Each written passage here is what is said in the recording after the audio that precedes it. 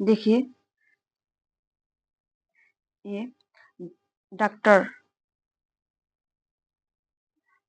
Doctor Narendra जी की ये book है और उनके सहयोगी हैं डॉक्टर हर दयाल जी। ठीक है, आपको लगता होगा कि ये कहीं और से पढ़ा रही हैं। ठीक है, ये बहुत अच्छी बुक है। देखिए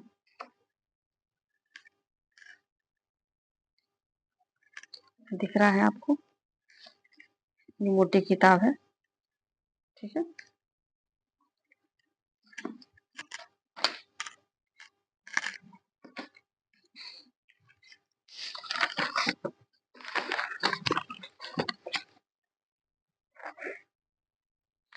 और इसके आगे हम लोग चलते हैं।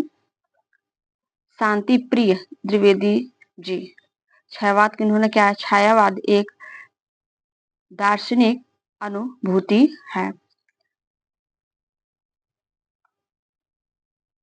MP द्विवेदी जी, महावीर प्रसाद द्विवेदी जी। छायावाद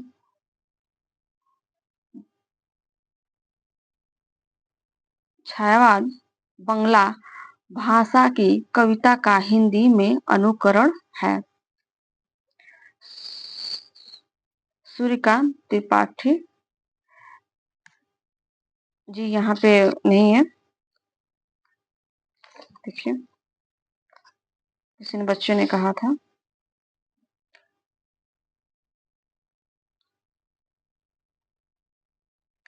ये सुमित्रानंद पंत जी हैं। हिंदी साहित्य पर पाश्चात्य काव्य के रोमेटिज्म का प्रभाव है। RK वर्मा जी, आत्मा की छाया परमात्मा पर और परमात्मा की छाया आत्मा पर पड़ना, इन्होंने छायावाद को कहा है। JS प्रसाद जी, जयशंकर प्रसाद जी। छायावाद भारतीय दृष्टि से अनुभूति और अभिव्यक्ति पर निर्भर करता है। MD पांडे, छायावाद कविता ना होकर कविता की छाया है।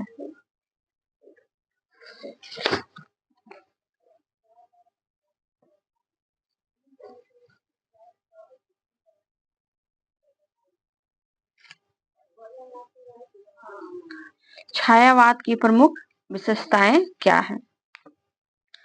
व्यक्तिकता, नवीन सौंदर्य बोध, स्वच्छंद कल्पना, मानवीकरण, अलंकार, मुक्त छंद, संगीतात्मकता, लाक्षणिकता, चित्रात्मकता,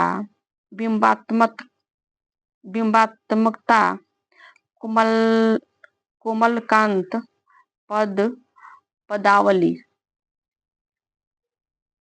छायावाद के हृदय के कारण, छायावाद के जो उदय हो रहा है उसका कारण।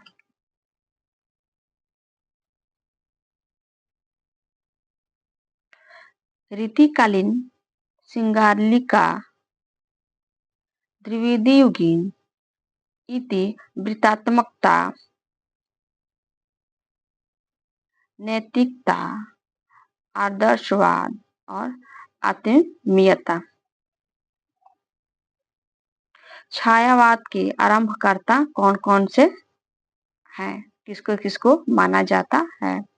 छायावाद के आरंभकर्ता RC शुक्ल, रामचंद्र शुक्ल, मुकुटधर पांडे, ये रामचंद्र शुक्ल जी कहते हैं, क्या कहते हैं, मुकुटधर पांडे जी हैं। ND वाजपेयी जी नंदुलारे, ये सुमित्रानंद जी को मानते हैं। SN पंत जी जयशंकर प्रसाद जी को मानते हैं। प्रभाकर माचवे माखनलाल द्विवेदी जी को मानते हैं और इलाचंद जोशी जी जयशंकर प्रसाद को मानते हैं। ठीक है, समझ में आ रही है बातें? तो आप ऐसे ही हमारे साथ जुड़े रहिए, ठीक है।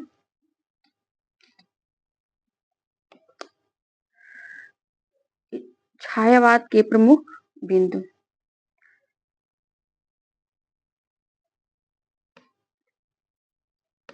दिखाई दे रहा।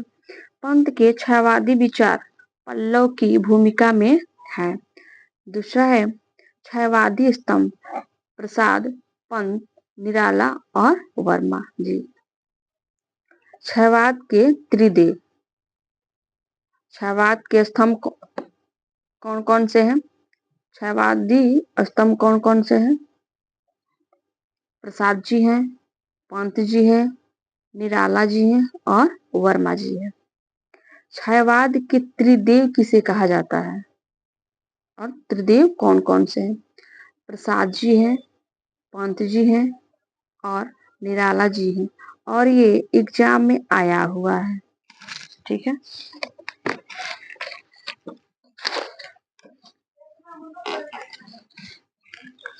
और इसी में आता है रहस्यवाद। छायावाद में रहस्यवाद। रहस्यवाद की परंपरा आदिकालीन है। सिद्ध कवि, नाथ कवि, कबीर जैसी और छायावादी। आधुनिक काल में रहस्यवाद का उदय या विकास होना, पतन, छायावादी युग, ठीक है।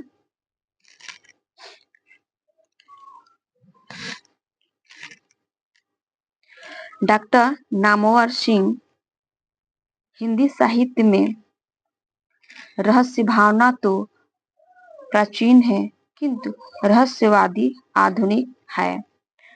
रविन्द्रनाथ टैगोर के साहित्य में भी रहस्यवाद है। रविन्द्रनाथ टैगोर के साहित्य में भी रहस्यवाद है। रहस्यवाद संबंधी 3 घटनाएं प्रमुख है। कौन कौन सी हैं? 1919 में एमपी द्विवेदी जी ने सुकवि किक्कर के नाम से रहस्यवाद संबंधी निबंध लिखना शुरू किया या लिखा। आ रही मेरी बातें समझ में?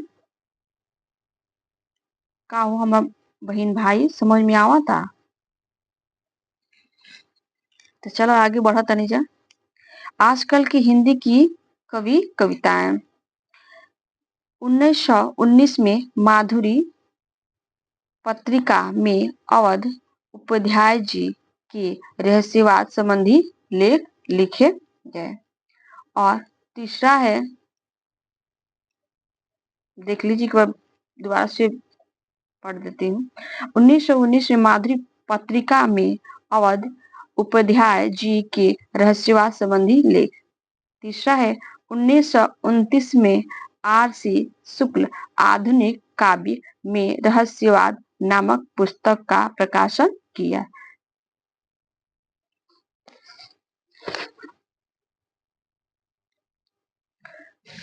और यहाँ पे रहस्यवाद के कुछ लक्षण दिए गए हैं कि रहस्यवाद के लक्षण कौन कौन से हैं। आत्मा, परमात्मा का प्रेम, परमात्मा से संबंध, ये रहस्यवाद के लक्षण हैं, ठीक है। और रहस्यवाद के लक्षण क्या है, कैसे पहचाने, ये देखिए। आत्मा, परमात्मा का प्रेम, परमात्मा से संबंध और द्वैत भाव की भावना। रहस्यवाद की कोटियां, रहस्यवाद की कुछ कोटियां हैं जो इस प्रकार है, ठीक है। वासना, ये भी एक कोटि है। इस कोटि में क्या होता है? नर नारी की प्रेम की भावना होती है। नर नारी एक दूसरे के प्रति आकर्षित प्रेम का भाव रखते हैं। छायावाद युग में, छायावादी युग में प्रकृति प्रेम होता है, प्रकृति से प्रेम होता है। थर्ड नंबर है रहस्यवाद, आत्मा परमात्मा का प्रेम होता है। वैसे ही रहस्यवाद के भी प्रकार होते हैं, वैसे ही रहस्यवाद के भी प्रकार होते हैं। और वो प्रकार कौन कौन से हैं देखिए। भावनात्मक भावनात्मक रहस्यवाद जो जायसी है। दार्शनिक महादेवी वर्मा जी को कहा जाता है। और सम रस तामस सम रस ताजस्य आनंदवाद जयशंकर प्रसाद। छायावाद का नामकरण, ठीक है। छायावाद का नामकरण R.C. शुक्ल जी बंगला में आध्यात्मिक प्रकृतिवादी रचनाओं को छायावाद कहते थे तथा हिंदी में उसी का अनुकरण कर हुआ था।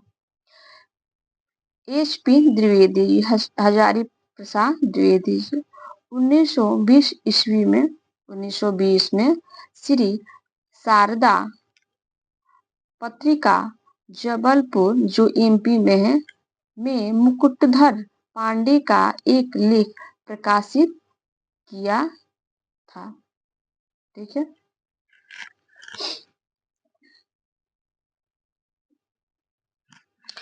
हजारी प्रसाद द्विवेदी जी ने 1920 में श्री शारदा एक नाम की पत्रिका है जो MP के जबलपुर से प्रकाशित मुकुटधर पांडे जी का एक लेख था जो उन्होंने प्रकाशित किया।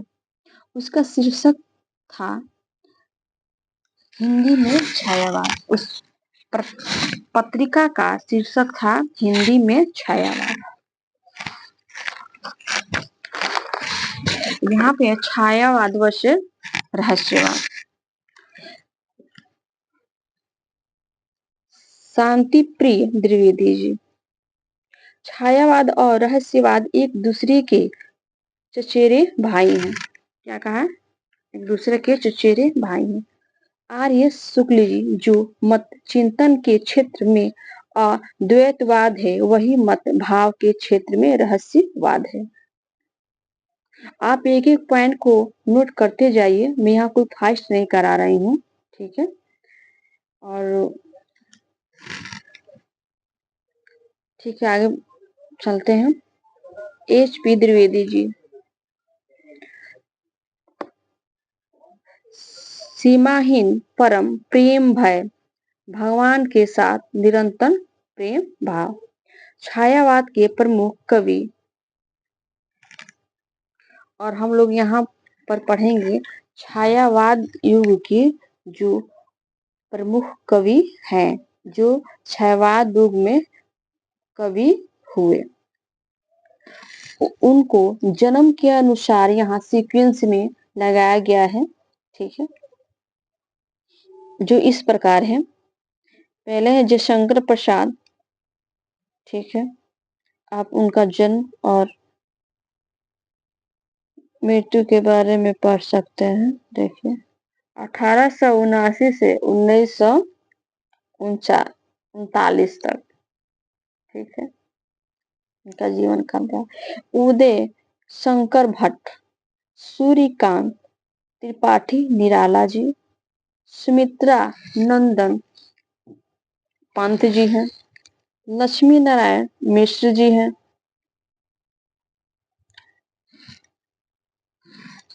डॉक्टर राजकुमार वर्मा जी हैं, महादेवी वर्मा जी हैं और R.C. प्रसाद सिंह, ठीक है। और एक ट्रिक है, बहुत शानदार ट्रिक है, आप इसको ऐसे याद रख सकते हैं, ठीक है। जयशंकर का हुआ उदय, जय शंकर का हुआ उदय, ठीक है।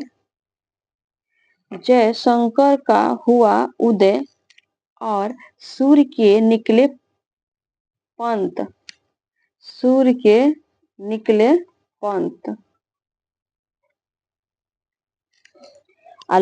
लक्ष्मी नारायण के राम कुमार देवी ने की आरती बंद, ठीक है। आरती बंद, तो आरती बंद को हम लिखेंगे आरसी बंद। ठीक है।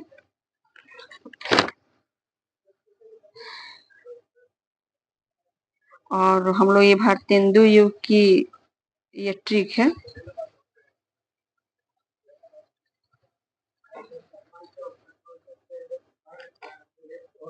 और ये सबसे पहले जयशंकर प्रसाद जी को हम लोग पढ़ेंगे। ठीक है।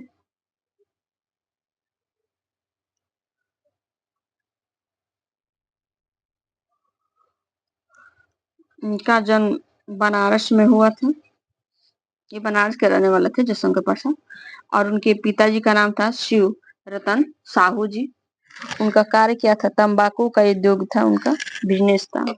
उनको किस चीज की उपाधि मिली थी, सुंघनी साहू के नाम से जनार्दन उनको उनकी उपाधि मिली थी।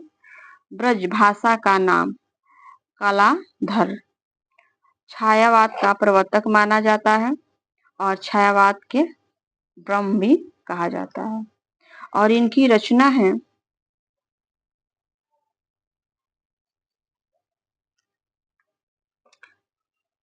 पहली रचना खोलो द्वार। जयशंकर प्रसाद की पहली रचना है खोलो द्वार।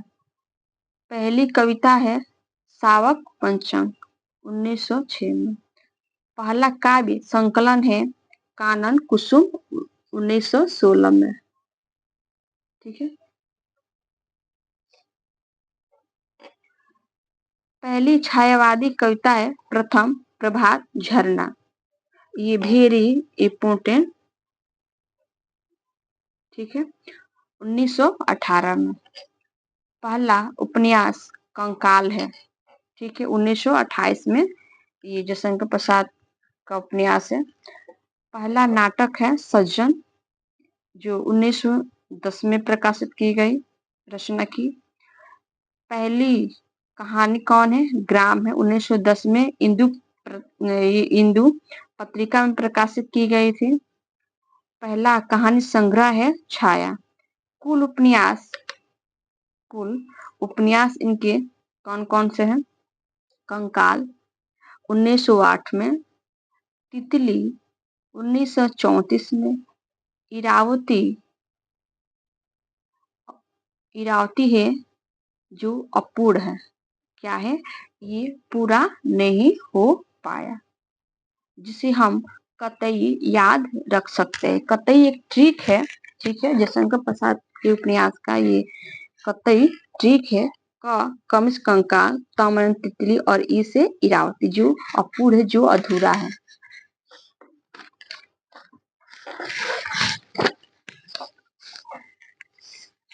और जयशंकर प्रसाद के वो उपन्यास थे, कतई उपन्यास थे, कंकाल तितली और इरावती। और यहाँ पे कुछ नाटक है। उनके कितने नाटक है, 13 नाटक है। ठीक है। 13 नाटक को हम कैसे पढ़ेंगे, देखिए ट्रिक के माध्यम से पढ़ते हैं। सजी कल करुण पर राज 20 आज काम जन्मे सके। ठीक है। एक एक घूंट चांद ध्रुव।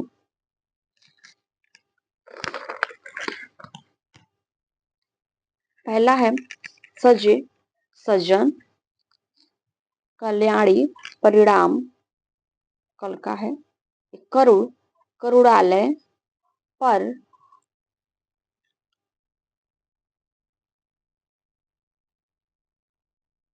परिचित और राज्य राजश्री। 20 आज काम जन्म विशाख, आज अजाशत्रु काम कानन जन्म जन्मे जय का सके स्कंद गुप्त। एक घूंट चांद ध्रुव चंद्र गुप्त ध्रुव ध्रुव स्वामिनी। ये जयशंकर प्रसाद जी के 13 नाटक हैं। और उनकी 5 कहानी संग्रह है। कहानियां संग्रह 5 है और कहानी 70 है। छायावाद प्रतिध्वनि, छायावाद प्रतिध्वनि, आकाशदीप, आधी, इंद्रजाल। गुलाम छोटा, जादूगर, मधुआ, पुरस्कार,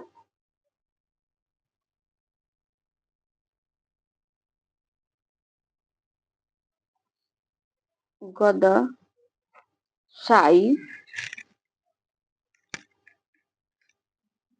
गुंडा, ग्राम, घीसू, चंदा, शरणागत, रूप की छाया और सुनहला, सांप, पंचायत, परिवर्तन। अन्य उनकी रचनाएं हैं। ठीक है। प्रेम पथिक 1909 में, कानन कुसुम 1913 में, महाराणा का महत्व 1914 में, झरना 1918 में, चित्रधार 1918 में, आंसू, ये जो शंकर प्रसाद के कुछ रचनाएं हैं, आंसू 1925 में और कामायनी 1936 या 35।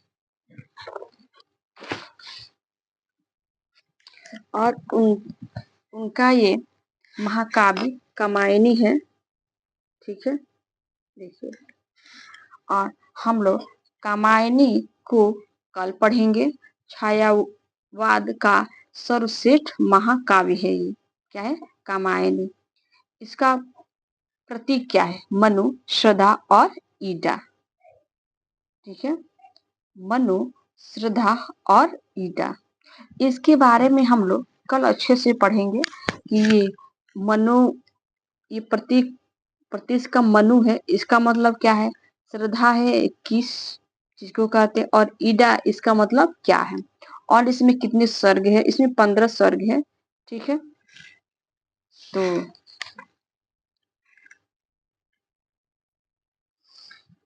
चलिए अब हम लोग यहाँ पे समाप्त करते हैं और कल अगली क्लास में हम लोग पढ़ेंगे छायावाद को ही पढ़ेंगे अभी, जिसमें कामायनी महाकाव्य को हम लोग पढ़ेंगे, बहुत डिटेल में पढ़ेंगे।